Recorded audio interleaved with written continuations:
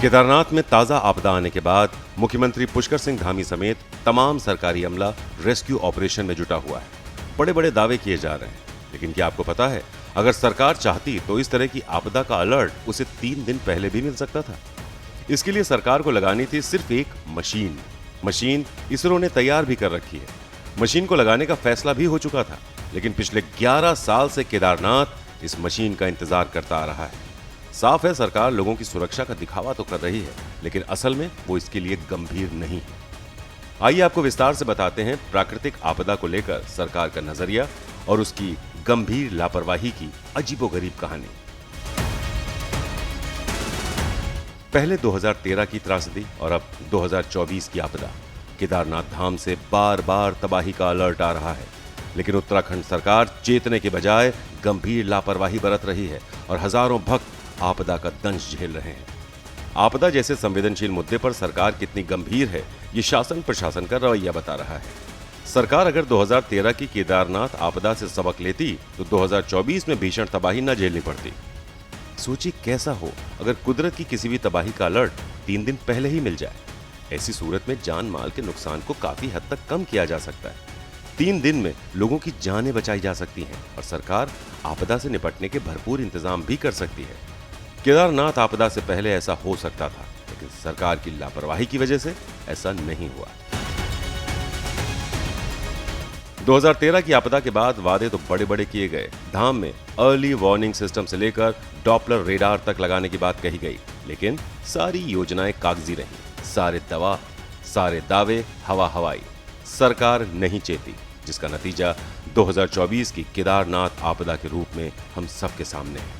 शेष उत्तराखंड आज हुक्मरानों से यक्ष प्रश्न पूछ रहा है, आखिर कब तक 4 धाम में आपदाओं से त्राहिमाम होता रहेगा?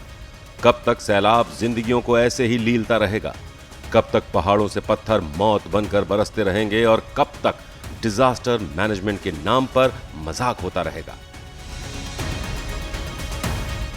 वक्त में एक दशक पीछे लौटते हैं। आपको याद दिलाते हैं वो खौफनाक मंजर जब जून 2013 में केदारनाथ में बादल फटने से भयानक आपदा आई थी और इस त्रासदी में 6000 से भी ज्यादा लोगों को अपनी जान गंवानी पड़ी थी।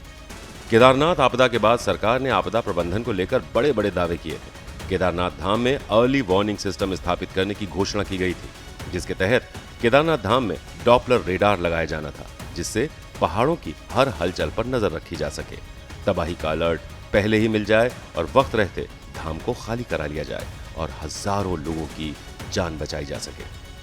लेकिन अफसोस की बात यह है कि एक दशक बाद भी सरकार की ये योजना ठंडे बस्ते में पड़ी है। हालत यह है कि विषम भौगोलिक परिस्थितियों वाले केदारनाथ में मौसम का सटीक पूर्वानुमान लगा पाना आज भी एक पहेली जैसा है। जब अलर्ट ही नहीं मिलेगा तो एहतियात कैसे बरती जाएगी? 2013 के बाद अब 2024 में प्रकृति ने अपना वही रौद्र रूप दिखाया है। सरकार एक दशक पहले भी समाधान ही तलाश रही थी और आज भी महज समाधान ही तलाशे जा रहे हैं। तो फिर उस महत्वाकांक्षी योजना का क्या हुआ जो एक दशक से फाइलों के बीच दबी हुई कहीं धूल खा रही है?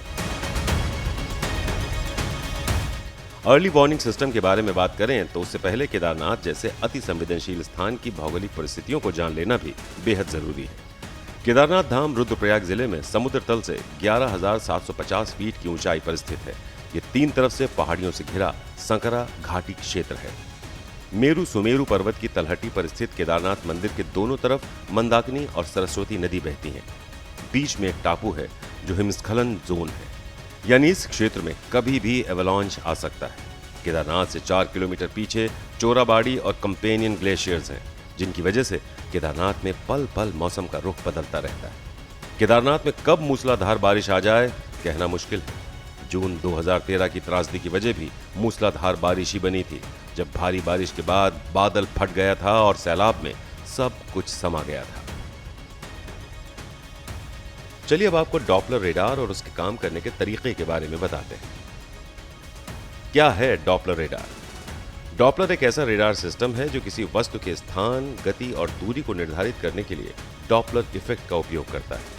मौसम विज्ञान में मौसम के पैटर्न को ट्रैक करने के लिए, हवाई यातायात की निगरानी के लिए और सेना में विमान और मिसाइलों की आवाजाही का पता लगाने के लिए इसका बड़े पैमाने पर उपयोग किया जाता है। लेकिन यहाँ हम डॉपलर वेदर रेडार की बात कर रहे हैं, जिसको लेकर दावा किया जाता है कि डॉपलर वेदर रेडार के जरिए मौसम विभाग का कोई भी पूर्वानुमान फेल नहीं होता। भारत में डॉपलर रेडार की डिजाइनिंग और विकास का कार्य इसरो ने किया। वहीं इसका निर्माण Bharat electronics limited BEL Bengaluru द्वारा किया गया। डॉपलर रेडार सिस्टम की अहमियत को देखते हुए 2023 तक देश में 37 डॉपलर रेडार लगाए जा चुके हैं। वहीं सरकार का लक्ष्य है कि 2025 तक पूरे भारत में डॉपलर वेदर रेडार नेटवर्क तैयार किया जा सके। ऐसे काम करता है डॉपलर रेडार। ऑस्ट्रियाई भौतिक वैज्ञानिक क्रिश्चियन डॉपलर के नाम पर इस रेडार का नाम डॉपलर रेडार पड़ा। ये रेडार डॉपलर सिद्धांत पर काम करता है। इस रेडार में एक पैराबोलिक डिश एंटीना और एक फोम सैंडविच स्फेरिकल रेडोम का प्रयोग किया जाता है। डॉपलर रेडार को मौसम के पूर्वानुमान और निगरानी के लिए डिजाइन किया गया है। डॉपलर वेदर रेडार में बारिश की तीव्रता, एयर ग्रेडियंट और वेग को मापने के लिए उपकरण लगे हुए होते हैं। डॉपलर रेडार कोहरा, ओस, हल्की बारिश, मूसलाधार बरसात, आंधी और तूफान आदि की सटीक जानकारी देने में सक्षम है। डॉपलर वेदर रेडार से प्राप्त होने वाला डेटा इतना एक्यूरेट होता है कि ये बता पाना बेहद आसान हो जाता है सामान्य वर्षा होगी, आंधी आएगी या तूफान आने वाला है। अब आप ये भी जान लीजिए कि डॉपलर वेदर रेडार कितना पावरफुल है और ये क्या क्या करने में सक्षम है। क्या क्या करता है डॉपलर रेडार? डॉपलर रेडार कम से कम 3 दिन के मौसम का पूर्वानुमान लगा सकता है। आसपास के 400 किलोमीटर क्षेत्र में होने वाले मौसम के बदलाव के बारे में सटीक जानकारी देता है। डॉपलर इफेक्ट का इस्तेमाल करते हुए अल्ट्रासोनिक वेव्स को कैच कर लेता है। अल्ट्रासोनिक वेव्स की दिशा को बड़ी आसानी से पहचान लेता है। हवा में तैर रही माइक्रोस्कोपिक पानी की बूंदों को पहचानने के साथ साथ ये उनकी दिशा का भी पता लगा लेता है। पानी की बूंदों के आकार और उनकी रफ्तार का हर मिनट में अपडेट देता है। डॉपलर रेडार सिस्टम के बारे में इतना कुछ जानने के बाद अब आप ये भी समझ गए होंगे कि डॉपलर रेडार सिस्टम केदारनाथ जैसी संवेदनशील जगहों के लिए कितना उपयोगी है। 2013 की केदारनाथ आपदा के बाद सरकार ने केदारनाथ में डॉपलर रेडार लगाने की बात कही थी, जिससे मौसम का सटीक पूर्वानुमान मिल सके और इस तरह की मुश्किलों से निपटने के लिए पहले से इंतजाम किए जा सके। उस समय तत्कालीन मुख्यमंत्री विजय बहुगुणा ने डॉपलर रेडार लगाने के लिए योजना बनाई थी, लेकिन 1 दशक से अधिक समय बीत जाने के बाद भी केदारनाथ क्षेत्र में अर्ली वार्निंग सिस्टम स्थापित नहीं हो सका। विशेषज्ञों का कहना है कि अगर केदारनाथ में डॉपलर रेडार स्थापित हो गया होता तो 31 जुलाई को पैदल मार्ग पर बादल फटने से मची तबाही से निपटने के लिए शासन प्रशासन को इतनी कड़ी मशक्कत नहीं करनी पड़ती। वो इसलिए क्योंकि डॉपलर रेडार से कम 3 दिन के मौसम का पूर्वानुमान शासन प्रशासन के पास होता, जिससे वक्त रहते लोगों को निचले इलाकों में शिफ्ट किया जा सकता था। हालांकि फिलहाल हालात ऐसे हैं कि केदारनाथ में बारिश, बर्फबारी और तापमान तक की सही जानकारी के लिए उपकरण नहीं लगे हैं। मौसम के पूर्वानुमान को लेकर कुछ कदम वाडिया इंस्टीट्यूट ने भी उठाए थे, लेकिन ये भी ज्यादा असरदार साबित नहीं हुए। साल 2007 में देहरादून के वाडिया संस्थान ने रामबाड़ा और चोराबाड़ी में ऑटोमेटिक वेदर स्टेशन टावर यानी AWS स्थापित किए थे। इन टावर्स की मदद से क्षेत्र में होने वाली बारिश, बर्फबारी, मंदाकिनी नदी के जल प्रवाह, ग्लेशियर्स के पिघलने की गति, ग्लेशियर से पानी के स्त्राव के बारे में जानकारी मिलती थी।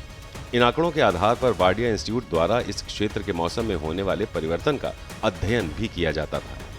जून 2013 की आपदा में रामबाड़ा में लगा AWS ध्वस्त हो गया था, तो वहीं चोराबाड़ी ताल के पास लगा AWS कई सालों तक खराब रहने के बाद पूरी तरह से क्षतिग्रस्त हो गया। जून 2013 में आई भयानक आपदा के बाद से ही केदारनाथ अति संवेदनशील कैटेगरी में आ चुका है। केदारनाथ में मंदाकिनी के अलावा सरस्वती नदी के बहाव में भी तेजी आई है।